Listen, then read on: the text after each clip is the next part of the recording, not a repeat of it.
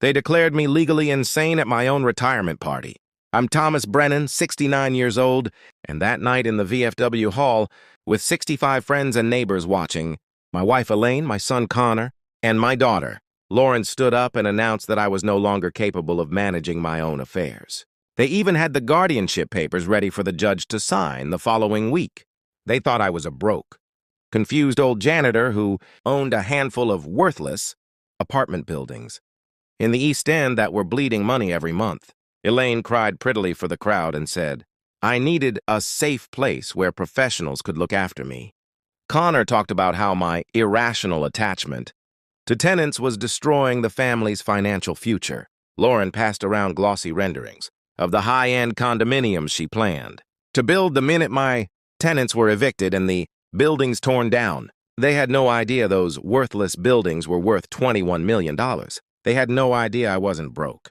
And they definitely had no idea I'd been waiting for exactly this moment. I sat there in my old flannel shirt and work boots, sipping punch, and let them bury themselves in front of everyone. Because when people think you're weak, they get careless. And my family was about to make the most expensive mistake of their lives. 3 weeks later at the City Planning Commission, they learned who I really was. What happened that night didn't just humiliate my family. It saved an entire neighborhood forever. The warning signs had been piling up for months. First sign, February. I came home early and found Elaine, Connor, and Lauren at the kitchen table surrounded by folders labeled guardianship services, memory care facilities, and expedited asset liquidation. The second I walked in, they slammed everything shut. Dad, we're just worried about some of your recent decisions, Connor said, sliding a doctor's appointment card across the table. A neurologist I'd never heard of. I own 42 small apartment buildings in the East End, 348 units total. I've kept the rent at $675 a month for the last 20 years while the rest of the city went up to $2,000 and higher. To my family, that proved I was losing my mind.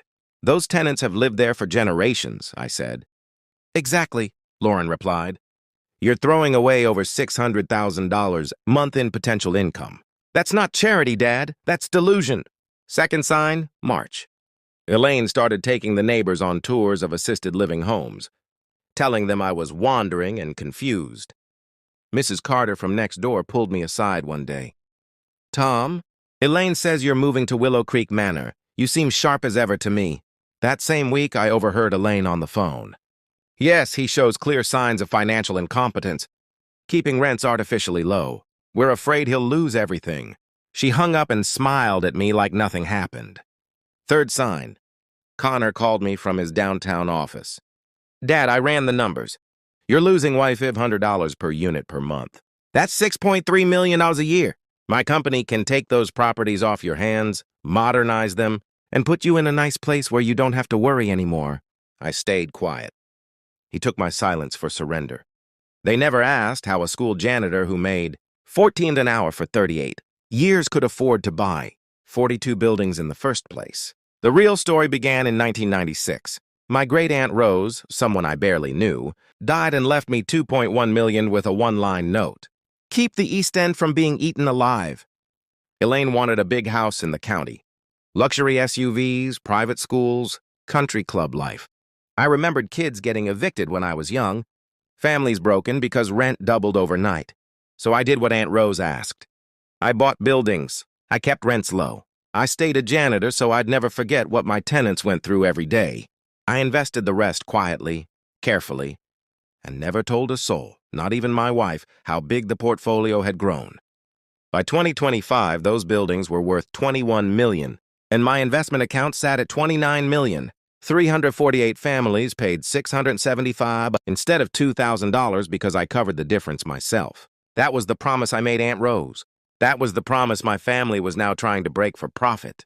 If they succeeded in having me declared incompetent, Connor's development company would buy the portfolio for pennies on the dollar. Every tenant would be evicted within 180 days.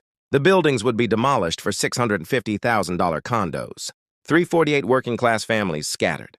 $5.8 million a year would be sucked out of the East End and into luxury buyers' pockets. All perfectly legal. All because a family cared about an old man's declining judgment. Then came the phone call that forced my hand. Margaret O'Neill, as my trust attorney for 22 years, rang me on a Wednesday. "Tom, your family just retained Blackwell and Stern. They've scheduled a psychiatric competency exam for Monday and filed emergency guardianship papers. If that doctor says even mild cognitive impairment, the judge will hand them everything by Friday." That weekend, Connor and Lauren showed up with PowerPoint slides proving I was bankrupt because of my emotional attachment to tenants. Elaine gently explained that a nice memory care facility had already reserved a room for me, only $9,800 a month. I nodded. They thought I was finally giving in. That night I made 4 phone calls. Margaret O'Neill. "It's time. Prepare everything." Mayor Daniels, my squad leader from Desert Storm. "Remember that favor you owe me?" Pastor Grace at Mount Olive Baptist. "Tell the congregation what's really coming for their homes." The local TV news station. "You're going to want cameras at Thursday's Planning Commission meeting." Monday, I skipped the psychiatric exam. Tuesday, my family filed for emergency guardianship anyway. Thursday night, the East End Community Center was standing room only. Connor's company was asking the city for demolition permits on properties soon to be acquired from a family member suffering cognitive decline. I walked in wearing the same flannel shirt from the retirement party and took a seat in the back row.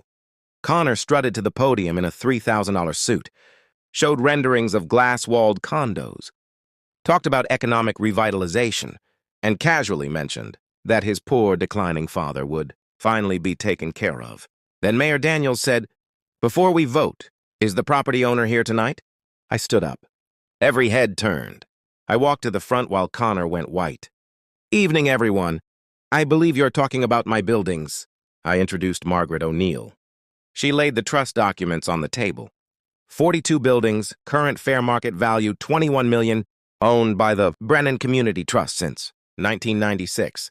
Thomas Brennan is the sole trustee with full mental capacity. The trust mandates permanent affordable housing. The properties cannot be sold or converted without written consent of every single tenant, which will never happen. Gasps, cameras flashing. Margaret continued. "Mr. Brennan has personally subsidized rents for 29 years using investment income, now totaling $29 million. Any claim of financial incompetence is laughable." Connor tried to speak. Nothing came out. I took the microphone one last time. 3 weeks ago. My own children tried to have me declared insane so they could evict 348 families and get rich. Tonight. I'm here to tell the city and them those homes are staying affordable forever. The demolition request is denied. The room exploded in applause from tenants, church members, neighbors. Connor, Lauren, and Elaine left without a word. 2 weeks later, Connor's company filed Chapter 11. They had pre-sold 22 condos and borrowed $3.4 million against land they never owned. The bank called the loan. Everything collapsed. Lauren's real estate license is under review. Elaine moved to Florida with her sister. 6 months on, I still drive my 2004 Chevy pickup. Still fix toilets myself, still charge $675 rent. But now there's a permanent community land trust.